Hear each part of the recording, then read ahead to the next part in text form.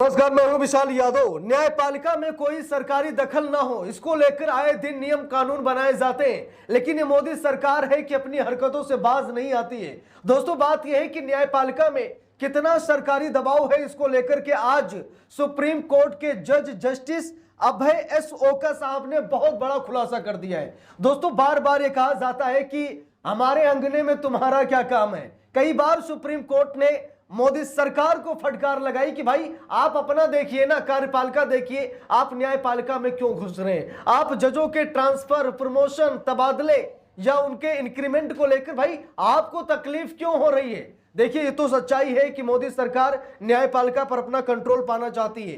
प्रधानमंत्री बनते ही सबसे पहले नरेंद्र मोदी ने एनजेएसी कानून लागू किया, संसद से पास भी कराया, कानून बन भी गया, लेकिन सुप्रीम कोर्ट ने कानून को अभी तक पास नहीं किया, क्योंकि सरकार ये चाहती है कि जजों का तबादला हम करें, जजों की नियुक्ति हम करें, उनके पदोन्नति के बारे में हम सोचें, भाई कौन सी बेंच किस मामले की सुनवाई करे, हम सब कुछ डिसाइड करें। यानी कि प्रधानमंत्री नरेंद्र मोदी यही चाहते हैं। लेकिन आज जस्टिस अभय ओका साहब ने बहुत बड़ा खुलासा कर दिया है, यानी कि न्यायपालिका में सरकार का जो दबदबा है उसका उजागर कर दिया। देखिए, लिखा भी है, जज बनने के लिए सुझाए गए उम्मीदवारों के नाम को सरकार का मंजूरी न देना बड़ी समस्या, जस्टिस अभय ओका। जरा देख लीजिए, सुप्रीम कोर्ट के जज ने कहा कि जब कोलिजियम सिस्टम नामों की सिफारिश के लिए केंद्र सरकार के पास सूची भेजता है तो सरकार क्या जवाब ही नहीं देती है। सरकार नामों को मंजूरी तक नहीं देती है। कारण यह है कि भाई कौन सा जज सरकार के गले की फांस बन जाए। इसलिए जब नाम जाता है ना फाइनल के लिए सरकार के पास, तो बड़े विचार के साथ उनको मतलब देखा जाता है, उनके पीछे कहीं जांच लगाई जाती है, कुछ सूत्र लगाए जाते हैं, गुप्तचर लगाए जाते हैं कि जाइए वो जो जज है ना हाई कोर्ट का, वो सुप्रीम कोर्ट में आ रहा है, जरा उसके बारे में पता कीजिए कि उसका हमारे प्रति क्या रवैया है, क्या व्यवहार है। यानी कि सरकार सब कुछ जब टटोल लेती है ना, उसके बाद नामों को मंजूरी देती है। नहीं तो पूरी कोशिश ये सरकार करती है कि नामों को मंजूरी ना दिया जाए। देखिए, लिखा भी खबर में साफ साफ, सुप्रीम कोर्ट के पूर्व जज जस्टिस अभय ओका ने सोमवार को कहा कि सुप्रीम कोर्ट कोलिजियम द्वारा जज बनने के लिए सुझाए गए वकीलों के नामों को केंद्र सरकार द्वारा जल्दी मंजूरी न देना हमारी व्यवस्था की एक बड़ी समस्या है। इसी वजह से न्यायपालिका नागरिकों की उम्मीदों पर खरा उतरने में नाकाम रही है। देख लीजिए, ये मेरे शब्द नहीं है, ये सुप्रीम कोर्ट के पूर्व जस्टिस अभय एस ओका साहब के शब्द हैं, जहां पर इन्होंने साफ साफ कहा कि जल्दी मंजूरी ना देना सरकार की सबसे बड़ी विफलता है और नागरिकों को न्याय मिलने में बड़ी देरी हो जाती है, क्योंकि जब कोलिजियम सिस्टम द्वारा नाम चुने जाते हैं सरकार अप्रूवल नहीं देती है। देखिए, लिखा भी है खबर में, जज ने बताया कि उम्मीदवारों के नाम महीनों तक मंजूरी के लिए अटके रहते हैं, जिसका उनके पेशे पर बुरा असर पड़ता है और उनकी निजता को भी नुकसान पहुंचता है। जस्टिस ओका ने आगे कहा, एक और अहम मुद्दा हाई कोर्ट में जजों की नियुक्ति से जुड़ा है। हमारी व्यवस्था की एक बड़ी समस्या यह है कि सुप्रीम कोर्ट कोलिजियम द्वारा नामों की सिफारिश किए जाने के बाद अच्छे उम्मीदवारों को 1 साल से भी ज्यादा इंतजार करना पड़ता है। कभी कभी इससे व्यक्ति की निजता पर भी असर पड़ता है। जज ने बताया कि कर्नाटक के एक युवा वकील को, जिसका नाम जज बनने के लिए सुझाया गया था, किस तरह तकलीफ उठानी पड़ी, क्योंकि सरकार ने लगभग 9 महीनों तक उसके नाम को मंजूरी तक नहीं दी। जरा सोच कर देखिए आप सभी लोग, सरकार कहती है कि न्यायपालिका का बोझ बढ़ रहा है।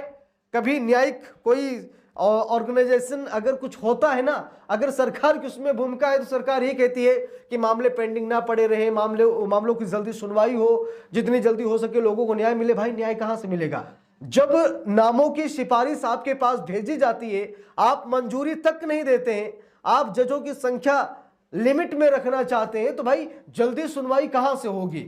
तो ये जो कुछ भी हो रहा है ना लेट लपाटी, इसका जिम्मेदार कोई और नहीं बल्कि सरकार है, और खुलासा कोई और नहीं बल्कि सुप्रीम कोर्ट के पूर्व जज जस्टिस अभय साहब कर रहे हैं। देखिए, लिखा भी है खबर में, जस्टिस ओका ने और भी समझाया है। उन्होंने कहा कि मैंने कर्नाटक में एक चलन देखा है कि जब किसी व्यक्ति का नाम सुझाया जाता है तो उसे आमतौर पर काम मिलना बंद हो जाता है, इस सोच के साथ कि शायद उसकी नियुक्ति हो जाएगी। वे युवा होते हैं, उन्हें अपना परिवार चलाना होता है, लेकिन सरकार की तरफ से कोई जवाब ना आने की वजह से उस व्यक्ति को तकलीफ उठानी पड़ती है, क्योंकि उसे काम नहीं मिलता है। इसके अलावा जज ने एक और युवा वकील का अनुभव साझा किया, जिसे उन्होंने खुद मनाकर जज बनाने के लिए राजी किया था। जस्टिस ओका ने आगे कहा कि जब मैंने उस युवा वकील को खुद मनाकर राजी किया तभी उसने जज बनने के लिए अपनी सहमति दी। असल में हाई कोर्ट की पूरी बार यानी कि वकीलों की संस्था उसकी सिफारिश से खुश थी, लेकिन महीनों तक उसके नाम को मंजूरी नहीं मिली, जिसके बाद उस व्यक्ति ने अपनी सहमति वापस ले ली। जाहिर है सुप्रीम कोर्ट में भी उसका काम बहुत बढ़िया चल रहा है। बाद में वो मेरे सामने पेश हुआ तो मुझे लगा कि उसे कोर्ट के सामने पेश होने के बजाय किसी कोर्ट में जज की कुर्सी पर बैठा होना चाहिए था, लेकिन ये हमारी व्यवस्था की एक बड़ी समस्या है। तो यहाँ पर आप सभी लोग देख सकते हैं कि कितनी बड़ी समस्या सरकार खड़ी कर रही है। ठीक है, न्यायपालिका में जजों के नामों पर मुहर न लगाना ये कहीं न कहीं मतलब बहुत बड़ी समस्या है देश के लिए और हम सभी लोगों के लिए। जस्टिस अभय एस ओका साहब ने आगे भी कहा कि समस्या ये है कि मजिस्ट्रेट स्तर पर भी लोगों को जमानत नहीं मिल रही है। देखिए कि जब कोई जज जमानत देता है तो उसके साथ क्या क्या होता है या उसे किस तरह के मामलों का सामना करना पड़ता है।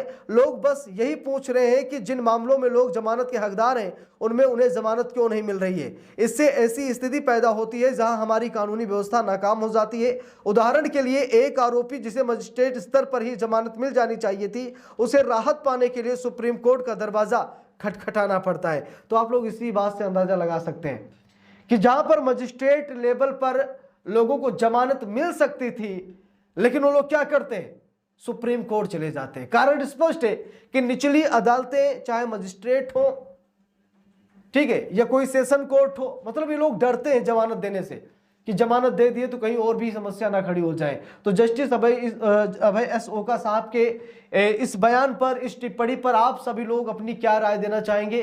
क्योंकि जस्टिस साहब ने अंदर का भेद खोला है और सच्चाई जनमानस के सामने लाकर रख दी है।